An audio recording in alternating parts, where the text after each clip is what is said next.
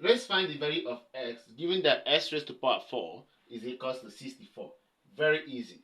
Watch.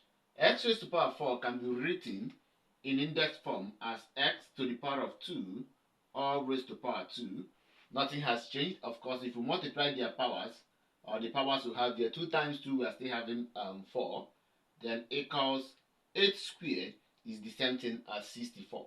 So if we bring 8 to this side of the equation, we're going to have that x squared all squared minus 8 squared is equals 0. As you can see, what next?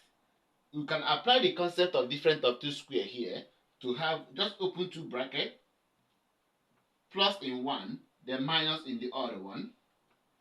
Then x squared is double here, so we have x squared here because of its squared here. Then 8 is squared, so we have 8 here, 8 here. So if the product of two numbers is equals to 0, what it simply means is that x squared plus 8, that means either of these two values is equals to 0. So we have to equate them separately to 0. Then x squared minus 8 is equals to 0.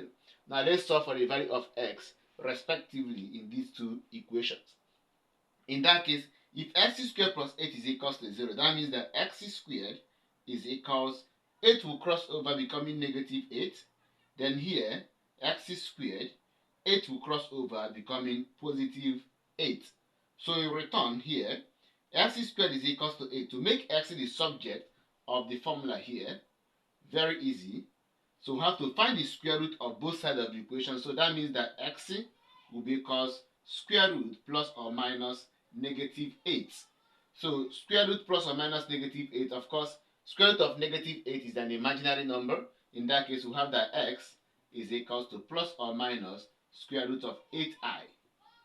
Or, if we solve for the value of x here, we have here that x squared is equals to 8. So if we solve for the value of x here, very easy, we can easily have that x is equals to square root, positive or negative square root of 8, as you can see, which will give us in return that x is equals, we can easily reduce this to, of course, reducing this very 8 square root of 8 in the simplest form of sort.